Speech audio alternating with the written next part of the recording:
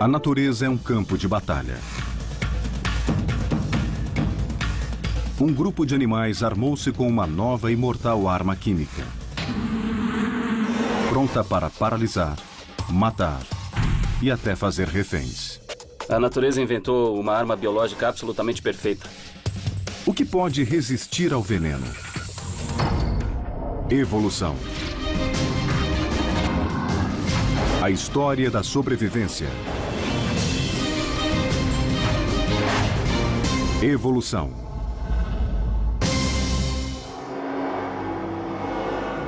No calor ardente do interior da Austrália, a serpente mais venenosa do mundo, a taipan, tocaia sua presa. A mordida da taipan é 7 vezes mais tóxica que a da cascavel e tem veneno para matar 60 homens. Ao entrar na toca de um rato, ela está armada e é perigosa. O ataque é rápido.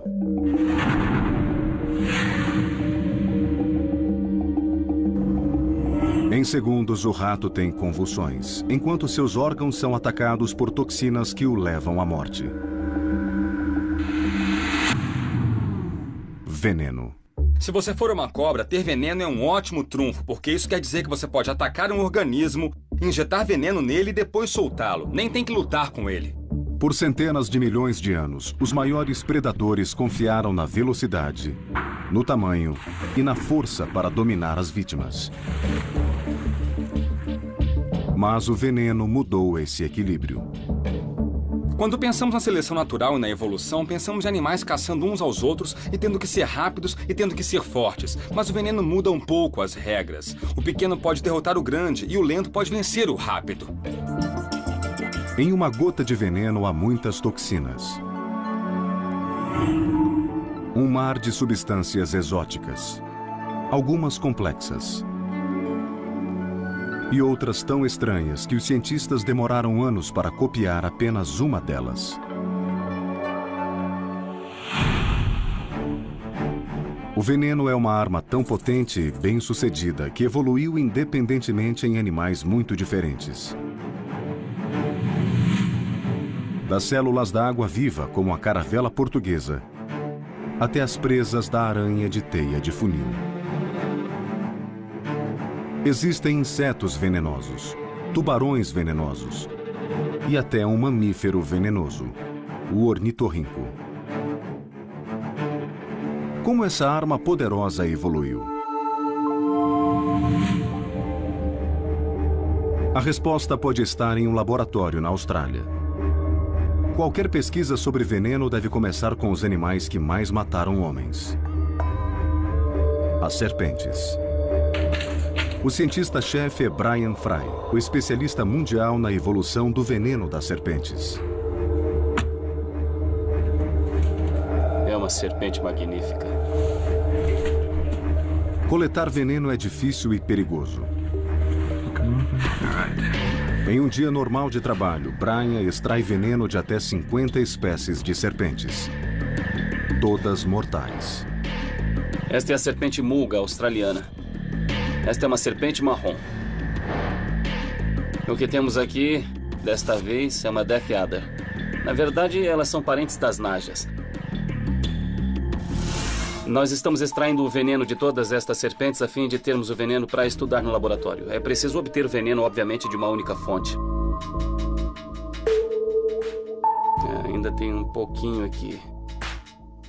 Dá para ver muita variação na cor do veneno das serpentes. Algumas vezes o processo dá errado. Eu levei uma mordida de uma dessas serpentes uma vez. Mordeu, levantou a presa, enfiou-a em mim, levantou a outra presa, enfiou-a, levantou, e saiu andando na minha mão. Eu fiquei com uma série de furos e feridas na mão. Foi divertido. Uma dose de antiveneno salvou a vida de Brian. Mas a cada ano, 125 mil pessoas morrem por mordidas de serpentes. Nenhum antiveneno funciona para todas as mordidas de serpentes, porque o veneno é incrivelmente variado. O veneno é um elemento muito mutável em que não só existe muita variação de uma espécie para outra, mas até dentro da área geográfica de uma única espécie, vemos grandes diferenças na composição do veneno. É como se tivesse um diferente menu, por assim dizer. O objetivo de Brian é descobrir por que o veneno é tão diversificado e mortal. A evolução poderia ser a resposta?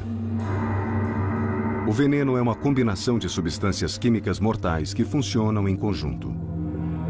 Pense nisso mais como uma gangue que o espanca até a morte com barras de ferro de várias formas. É um ataque integrado e multidimensional desferido contra seu corpo.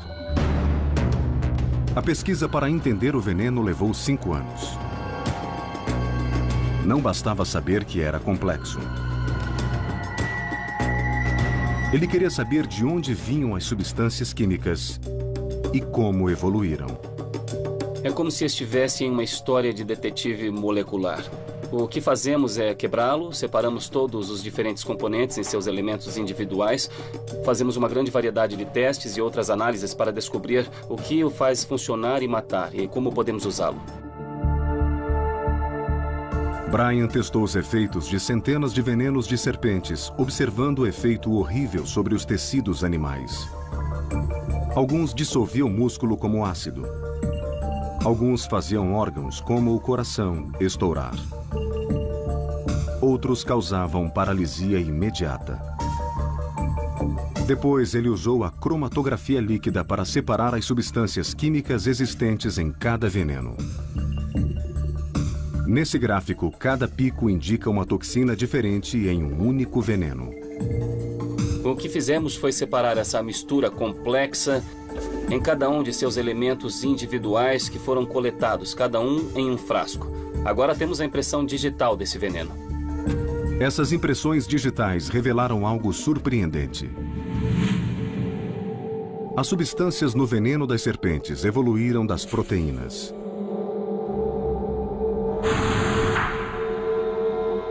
Dos elementos universais usados pelo corpo dos animais para governar as funções corporais mais importantes.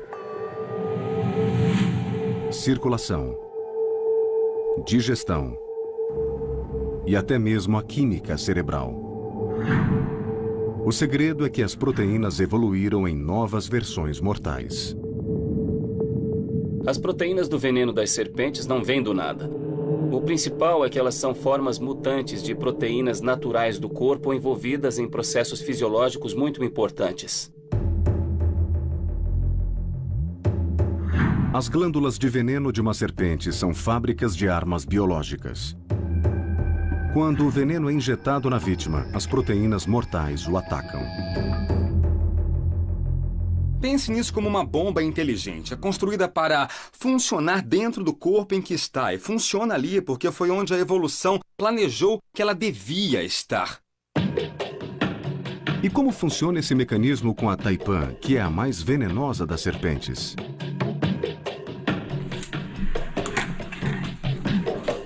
Para ver os efeitos do veneno em ação, Brian faz um teste com seu sangue.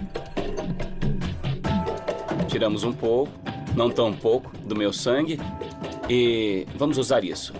Vamos adicionar o veneno de Taipan em um frasco e deixar o outro frasco descansar. Então poderemos ver a diferença.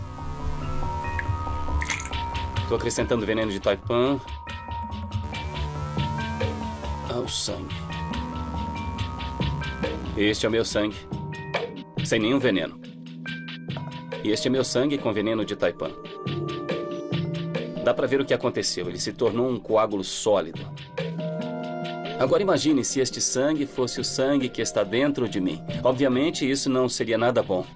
Ao fazer esses milhões de pequenos coágulos, todos os fatores de coagulação do sangue serão usados. Isso significa que não será mais possível coagular e você sangrará pelas gengivas, orelhas, nariz, por todo o corpo. Não é um bom jeito de morrer. O veneno da Taipan evoluiu das proteínas que formavam coágulos no sangue para curar feridas. Depois de injetado, ele reduz o sangue da vítima a uma mistura de coágulos e de líquido que vaza pelos orifícios corporais. Quando uma Taipan morde uma pessoa, o veneno penetra no corpo e bombardeia o sangue com milhões de coágulos. Isso gera uma reação em cadeia, que para o fígado, os rins e os pulmões. Basta menos de uma colher de chá. Um mistério permanece sobre a taipan. Dentre as milhares de espécies de serpentes, por que o veneno dela é tão poderoso? Brian acha que existe um motivo. Esta é a taipan australiana em toda a sua incrível glória. Ao contrário das outras serpentes australianas, ela se especializou em comer presas muito perigosas. As serpentes normalmente não tentam caçar esse tipo de presas, como o rato gigante ou o rato comum nativo, porque esses são animais que poderiam ferir ou até matar a serpente. Nestas imagens, vemos um rato comum mordendo uma taipan. É por isso que em milhões de anos o veneno da taipan evoluiu e se tornou mais forte, a fim de imobilizar a presa o mais rápido possível. A ciência resolveu o mistério de como as serpentes venenosas criaram essa arma. Mas ainda restam mistérios. Quando evoluiu o primeiro veneno? De onde ele veio? O biólogo Brian Fry descobriu como as serpentes criam armas biológicas, com venenos muito diversificados e que continuam a evoluir, conforme as serpentes adaptam o veneno a seus vários habitats, até mesmo embaixo d'água. As serpentes marinhas são incrivelmente venenosas. E o motivo disso é que no ambiente aquático, elas não têm o luxo de rastrear a presa. Se a presa fugir, está acabado. Outro animal como esta arraia teria uma refeição fácil. Por isso, elas precisam de um veneno muito forte para garantir seu alimento. As serpentes marinhas evoluíram das serpentes terrestres há apenas 30 milhões de anos e ainda estão refinando seu veneno. Isso prova que o veneno das serpentes está se adaptando. Mas quando essa evolução começou? Quando Brian começou sua pesquisa, supunha-se que o veneno fosse recente. Ele está ligado às incríveis presas das serpentes.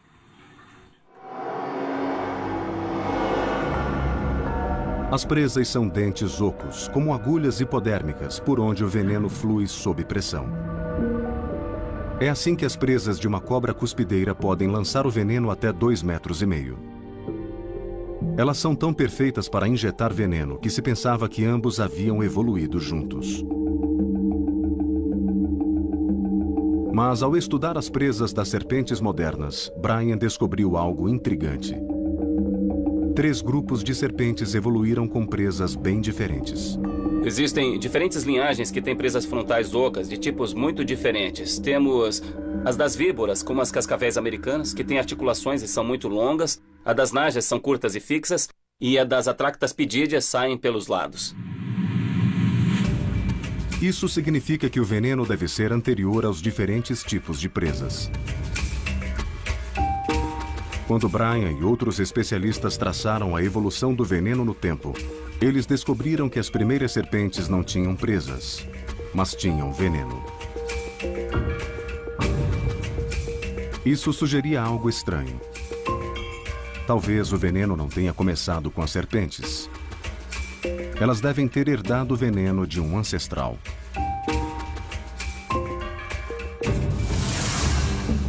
As serpentes evoluíram dos lagartos há 100 milhões de anos. Seriam eles a fonte? Brian decidiu estudá-los. Eles mordem com uma obstinação, hein? Melhor a calça do que minha mão. A teoria de Brian era contrária ao senso comum. Pois das 5.000 espécies de lagartos, conheciam-se apenas 2 venenosas. E elas são exceções evolutivas. Brian decidiu procurar outros lagartos venenosos, começando pelos mais antigos do mundo. Os varanos, como o dragão de Komodo. O dragão de Komodo é um predador rápido que pode atingir o tamanho de um carro e o peso de um jogador de rugby. As mordidas de seus dentes serrilhados resultam em infecções graves que matam a presa. Os cientistas pensavam que a causa eram as 80 espécies de bactérias que se encontram na saliva deles. Mas essa explicação não convencia Brian. Eu nunca fiquei convencido com a teoria das bactérias tóxicas nos dragões de Komodo, porque, bom, as bactérias não agem desse modo. Elas não causam sangramento rápido, dor muscular e problemas neurológicos em algumas poucas horas, a menos que seja alguma arma biológica ou a cepa Andrômeda. Brian questionava se outro fator, além das bactérias, provocava os efeitos tóxicos. Para descobrir, ele precisava olhar de perto. Ele obteve a imagem computadorizada da cabeça de um dragão de Komodo e descobriu algo que até então passara despercebido. No dragão de Komodo dá para ver uma saliência muito grande em todo o comprimento da mandíbula inferior.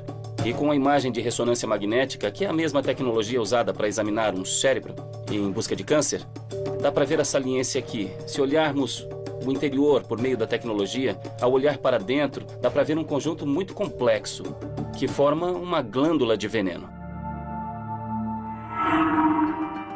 Brian descobriu uma glândula de veneno similar à das serpentes. Pode haver outros lagartos venenosos? Só havia um modo de descobrir. Para descobrir o que estava acontecendo, terminamos indo a campo e coletando todos os animais que conseguimos. A equipe de Brian coletou amostras de saliva de centenas de espécies de lagartos. Ele isolou as moléculas ativas e as testou com tecidos animais. Os resultados foram surpreendentes. As moléculas afetaram o músculo cardíaco e os pulmões, do mesmo modo que o veneno de algumas serpentes. Não eram bactérias, era uma forma de veneno de ação lenta. A equipe de Brian encontrou elementos de veneno em mais de 1.500 espécies de lagartos. Ele reescreveu o registro evolutivo. Começamos examinando qual era realmente a composição química real dos venenos e descobrimos que existem vários elementos que são compartilhados por lagartos e serpentes. E essa foi a prova final de que eles descendem de um ancestral venenoso comum. Agora pensamos que o veneno das serpentes, sua arma mortal, começou a jornada evolutiva nos primeiros lagartos, milhões de anos antes do surgimento das serpentes. Mas esses não foram os primeiros animais a apresentar veneno. Na natureza, as coisas úteis evoluem mais que uma vez. Isso aconteceu com as mandíbulas, com os olhos e também com o veneno. O veneno apareceu em vários grupos diferentes de animais ao redor do mundo. Apareceu em peixes, em mamíferos, em insetos, de modo independente. E depois de aparecer em um grupo, ele continua porque lhes dá muita vantagem sobre os animais contra quem eles competem. O mistério dos venenos continua. Se é uma vantagem tão grande, por que existe apenas em uma elite? Por que nem todos os animais o têm? Depois das serpentes, os escorpiões são os animais mais mortais do mundo. Eles matam 5.000 pessoas ao ano, injetando veneno com os ferrões localizados na cauda. O veneno ajudou os escorpiões a dominar o duro habitat dos desertos por mais de 300 milhões de anos. Contudo, será que existe uma desvantagem em ter veneno? Zia Nizani decidiu estudar essa questão usando um dos mais tóxicos escorpiões do mundo como sujeitos. A espécie com que trabalha é chamada Parabutus transvalicus, o escorpião butídeo. Um dos maiores escorpiões que existem. Nizani estudou seus hábitos de caça noturna, o habitat desértico preferido e o modo em que usam o veneno. Ele descobriu que o veneno é muito vantajoso para os escorpiões. Mas o que acontece quando o suprimento acaba? Nizani criou um experimento para comparar um escorpião com uma glândula repleta de veneno e outro sem nenhum veneno. Ele usou um pequeno tanque de oxigênio para medir as taxas de atividade e encontrou uma incrível diferença. O escorpião sem veneno usou 50% de energia a mais que o escorpião cheio de veneno. Ao ficar sem veneno, o corpo de um escorpião mostra os mesmos sinais de fadiga extrema que um maratonista depois de uma corrida. Como um atleta que luta para recuperar proteínas e eletrólitos, um escorpião sem veneno dedica sua energia para reabastecer sua arma mais importante. O veneno tem uma desvantagem, não pode ser usado várias vezes. Você tem que usá-lo e depois fazer mais. A cada vez que você usa, tem que produzir mais com o seu corpo, e isso tem um custo energético. O veneno tem outra desvantagem para o escorpião. Depois de usá-lo, o animal fica indefeso por alguns dias. Quando o veneno se esgota, durante 4 dias eles têm de ser muito cuidadosos com seus hábitos de caça porque estão vulneráveis a predadores. E também têm que se limitar a caçar presas pequenas e isso os deixa em desvantagem competitiva. Essas desvantagens podem explicar por que o veneno não é mais comum no reino animal. Mas há um outro motivo para os outros animais não terem veneno. O veneno exige um órgão complexo e sofisticado para ser injetado. Para poder ter um veneno, você precisa ter também um modo de injetá-lo. E existem muitos modos diferentes em que isso evoluiu. Podem ser as presas de uma aranha, o ferrão de uma raia, os espinhos de um peixe-pedra, o aguilhão do ornitorrinco, etc, etc, etc. Cada um deles tem seu próprio modo único de injetá-lo. Esses órgãos especializados gastam muita energia, o que torna o veneno uma super-arma e também uma das inovações biológicas mais caras que os animais já desenvolveram. Os animais venenosos têm um dilema. Possuem uma arma mortal com alto gasto de manutenção. Cada um deles criou um método preciso para tornar o veneno o mais eficiente possível. O mais bem-sucedido é um animal que transforma as vítimas em zumbis.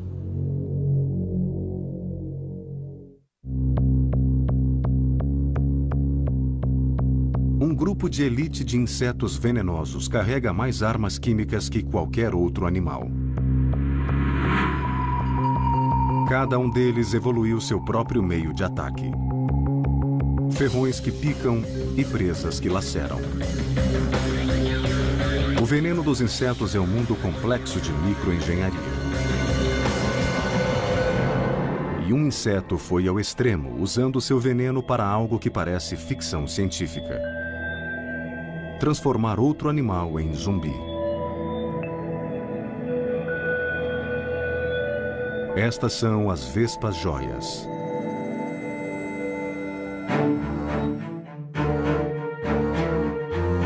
Neste laboratório da Universidade da Califórnia, os pesquisadores querem saber como o arsenal químico das vespas evoluiu para controlar a vítima. Eu primeiro fiquei fascinado com os venenos porque eles representam um tipo de guerra química. As vespas joias são parasitoides. Elas paralisam a presa para que seus descendentes se alimentem dela. Depois de décadas de pesquisa, os cientistas começam a entender os segredos de seu veneno.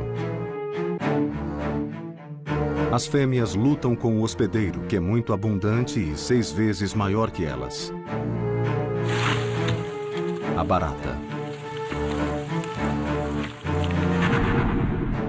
O pesquisador Chris Banks criou um método engenhoso para estudar o veneno das vespas. Nós vamos colocar uma vespa e uma barata nesta área aqui e deixar que elas interajam. Nós também colocamos frascos de vidro que irão funcionar como tocas substitutas para a vespa.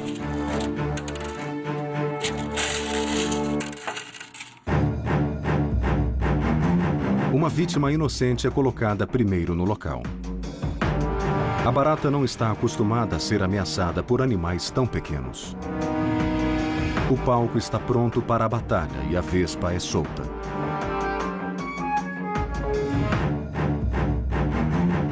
Assim que a vespa joia percebe o hospedeiro, ela surpreende a presa e aproveita essa vantagem para atacar.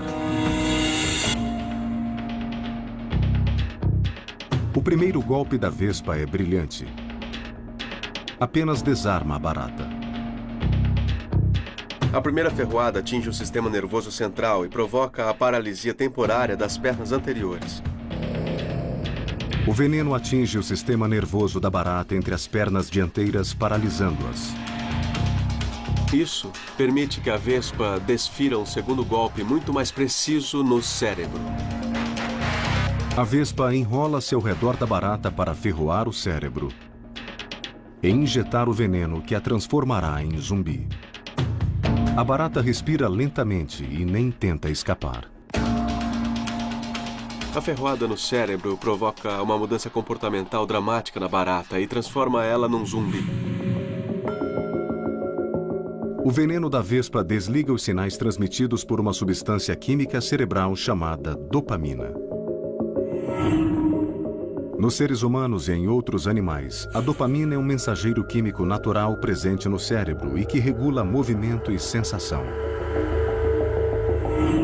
Sem dopamina, a barata não pode se mexer nem escapar.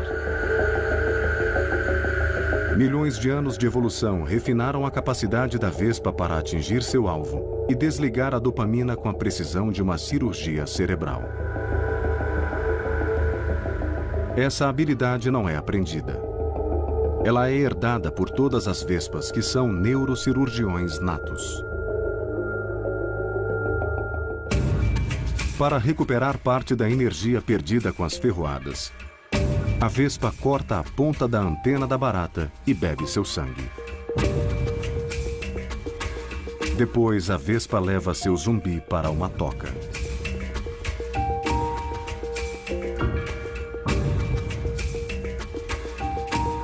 Mas se a vespa é tão hábil com seu veneno, por que não dá um golpe mortal? O veneno é usado para defesa, é usado para alimentação, mas os parasitoides o usam para algo totalmente diferente, o usam para reprodução. Dentro da toca, a vespa põe um ovo na barata. A precisão da vespa faz sentido, pois a sobrevivência da espécie estava em jogo. Seus filhotes dependem da execução perfeita da ferroada. Depois, a barata indefesa é presa dentro da toca. Por mais de uma semana, o veneno da vespa mantém a barata calma e submissa, enquanto a nova larva começa a comê-la viva. Daquele único ovo, emerge uma larva. E depois de 3 dias, ela fura a perna da barata e suga sua nutrição do sistema sanguíneo da barata zumbi. É hora do teste da seleção natural. Se o veneno for pouco ou a mira for errada, a barata fugirá. Se o veneno for demais, ela morrerá na hora, destruindo a fonte de nutrição da larva da vespa. Vemos aqui a larva começando a entrar na barata. Ela vai se arrastar para dentro e continuar a se alimentar dos órgãos internos da barata. Depois de mais alguns dias, ela criará um casulo. Se tudo der certo, 6 semanas depois da ferroada, uma nova vespa jóia adulta sairá da casca da barata.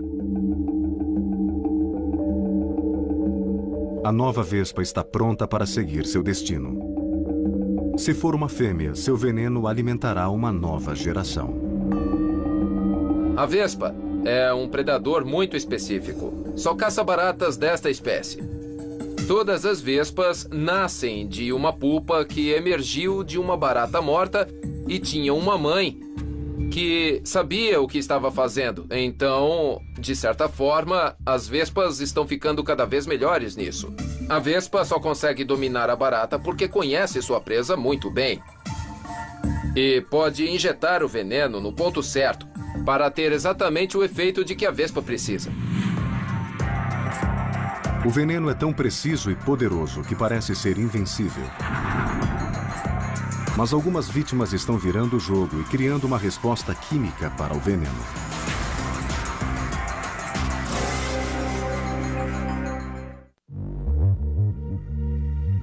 O veneno da cascavel é tão forte que pode matar um homem. Isso seria morte certa para as presas menores. Mas um animal corajoso pode absorver o veneno e sobreviver. Como um animal tão pequeno pode vencer o veneno? Nas florestas do norte da Califórnia, 2 cientistas, Don Owens e Dick Koss, presenciam esse encontro extraordinário, em que um predador mortal será confrontado. De um lado, o esquilo da Califórnia, e do outro, seu adversário, a cascavel do Pacífico Norte. Aqui, pega este laço. Vamos lá. Vai. Opa! Calma. Tudo bem. Os esquilos são o alvo principal dessas serpentes. E estes são os favoritos. Os filhotes que se encontram nas tocas. Essas serpentes comem muitos filhotes de esquilos. Nós estávamos observando uma pobre mãe com filhotes. Ela fez 2 entradas diferentes para a toca. Mas havia uma cascavel em cada entrada. Ela se esforçava para passar para retirar os filhotes e levá-los para outra toca. Depois de ela transportar vários filhotes, uma terceira cascavel apareceu na nova toca para onde ela estava levando os filhotes. Os esquilos costumam ser assustadiços, mas alguns aprenderam a lutar. Vemos esquilos que são realmente corajosos, atacam uma cascavel, são mordidos e continuam a lutar. Owens e Koss querem aumentar a chance de ver de perto o encontro entre uma cascavel e um esquilo.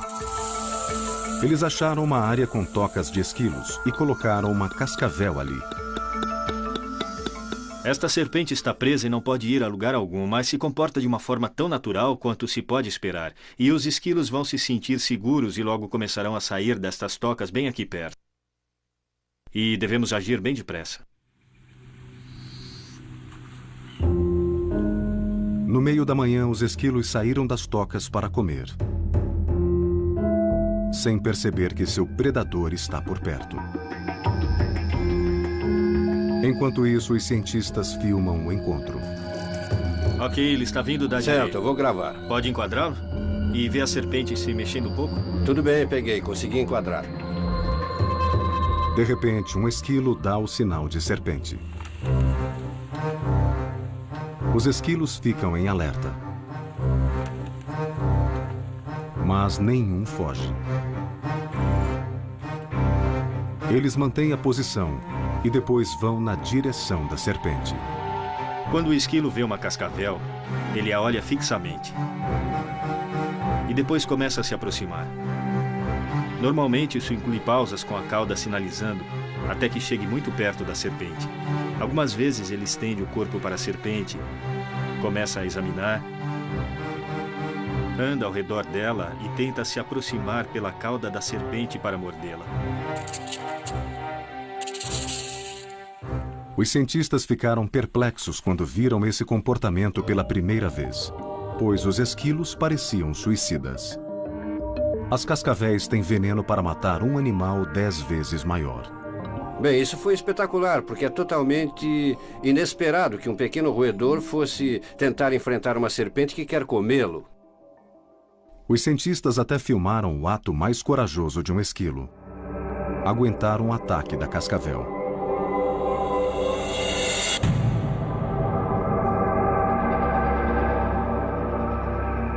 E não foi a primeira vez que viram isso.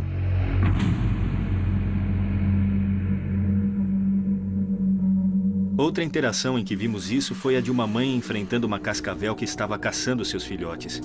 Ela chegou perto bastante para ser mordida pela serpente. Ficou claro que doeu, ela retrocedeu, coçou-se vigorosamente e, ainda com dor, ela voltou para continuar a lutar com a serpente. Depois de verem esses roedores absorver um veneno que mataria um homem, eles indagaram por que os esquilos não morriam. Eu fiquei muito tenso, esperando que a mordida fatal fosse dada. Mas isso não aconteceu. Houve mordidas, mas não foram letais. É quase como se os esquilos estivessem andando com um escudo contra esse veneno. Os 2 cientistas perceberam que estavam vendo algo incrível. Alguns esquilos pareciam ter desenvolvido um antiveneno. Haveria uma resistência em evolução? O cientista Jim Biardi juntou-se à equipe. Ele precisa testar o sangue dos esquilos para descobrir se eles desenvolveram uma defesa contra esse veneno. Ele anestesiou centenas de esquilos para extrair uma amostra de sangue. Eu vou extrair a amostra de sangue direto do coração a fim de garantir uma boa amostra. Mas como o coração é tão musculoso, ele irá se fechar imediatamente quando eu tirar a seringa. Biardi isolou o plasma, a parte clara do sangue dos esquilos, e o passou por uma máquina para testar se alguma parte dele suportaria uma dose de veneno de cascavel. Em cada recipiente, posso colocar uma mistura de veneno de serpente e plasma de esquilo, para ver se o veneno permanece ativo. O código de cor indica o nível de atividade do veneno na presença sanguínea do esquilo, sendo que azul é atividade muito baixa e vermelho é muito alta. Cada quadrado na linha superior representa uma parte diferente do sangue do esquilo. O vermelho indica uma parte que não resiste ao veneno da cascavel. Mas o azul mostra uma parte que protege o esquilo dos efeitos tóxicos do veneno e permite que ele seja mordido e sobreviva.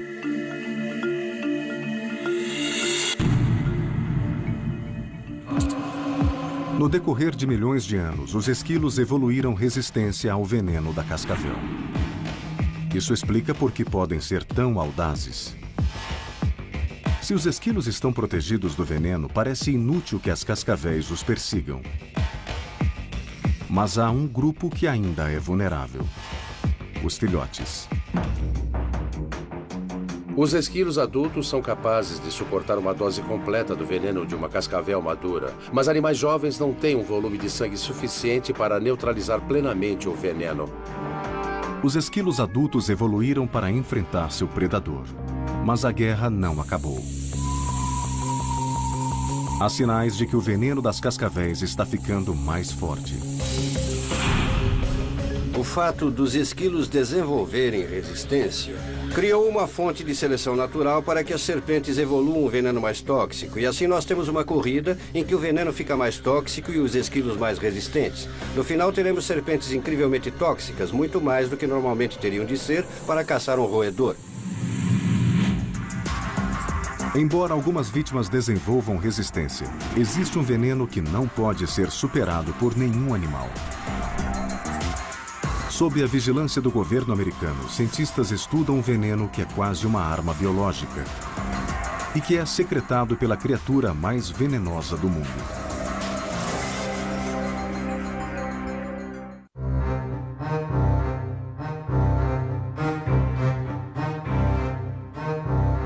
Em um laboratório de segurança máxima em Utah, espreita a criatura mais venenosa do mundo.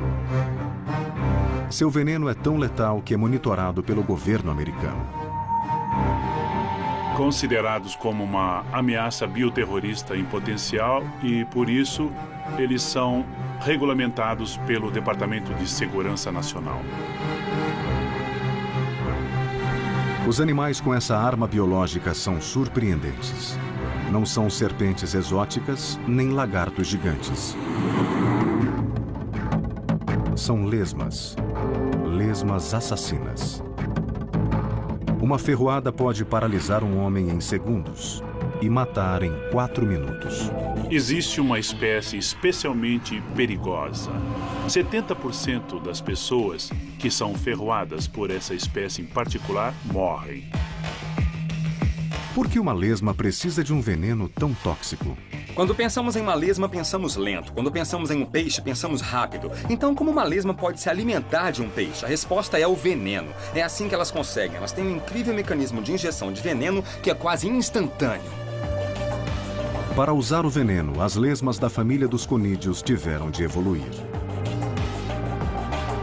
Primeiro, a lesma examina um alvo com um sifão. Quando percebe a presa, estica uma tromba venenosa.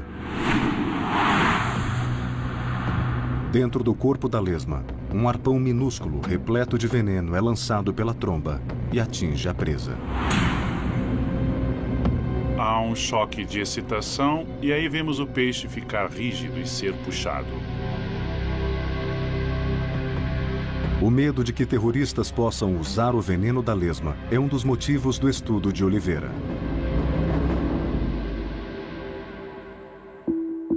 Ele e sua equipe começam por extrair o veneno mortal da lesma. As amostras são processadas por uma máquina de alta pressão que separa as toxinas. Os resultados são impressionantes. Estávamos tentando purificar os elementos que provavelmente matariam pessoas. Ficou claro que havia mais componentes no veneno do que pensávamos. A maioria dos animais venenosos tem venenos complexos, mas nenhum se compara a essas lesmas. A equipe descobriu que cada espécie de lesma conídea produz centenas de toxinas. Mas não é só isso.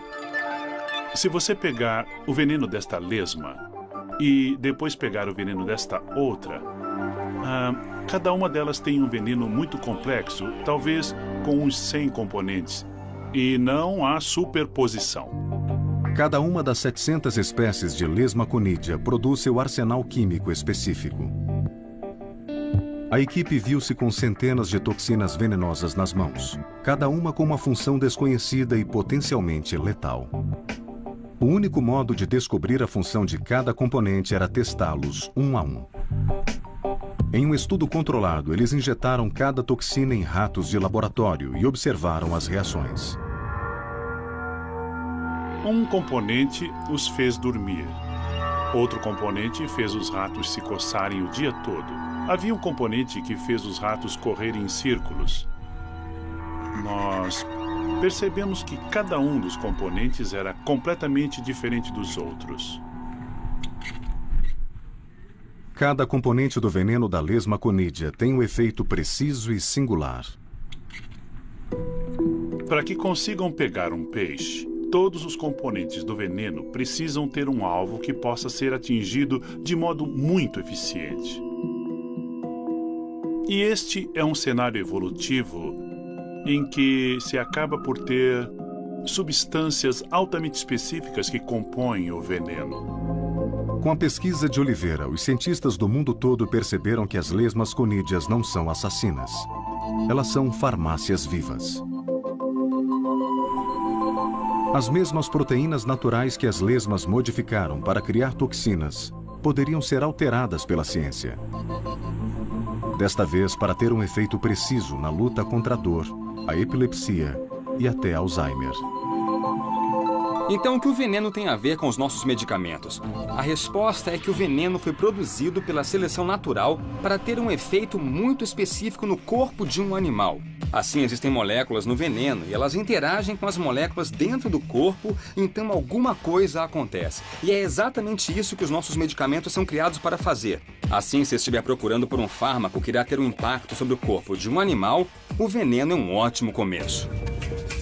As lesmas conídeas têm os genes que mais depressa evoluem no planeta. E estão sempre desenvolvendo novas moléculas que podem se transformar em remédios poderosos. Achamos que existem cerca de 100 mil diferentes peptídeos bioquimicamente ativos. Considerando que só conhecemos 2 mil deles, ainda há um imenso potencial para a descoberta de remédios. As lesmas conídeas não são a única fonte. As substâncias extraídas de todos os animais venenosos podem ser usadas como fármacos. A toxina da serpente taipan, que afeta o sangue das vítimas, está sendo pesquisada para impedir hemorragias em cirurgias. Pessoas com alguns tumores cerebrais são tratados com versões radioativas do veneno do escorpião. A incrível variedade dos venenos é o que os torna tão úteis. A maldade absoluta e engenhosa usada para criá-los significa que podemos estudá-los, descobrir como funcionam e depois modificá-los para poder usá-los como remédios. Mas o que acontece é que a natureza já fez todo o trabalho para nós. Só precisamos descobrir o que ela fez. Como assassino ou remédio, o veneno é uma das inovações mais versáteis e admiráveis da evolução. Os animais continuarão a usar o veneno na luta pela sobrevivência. Mas os seres humanos vão se beneficiar muito com essa evolução contínua.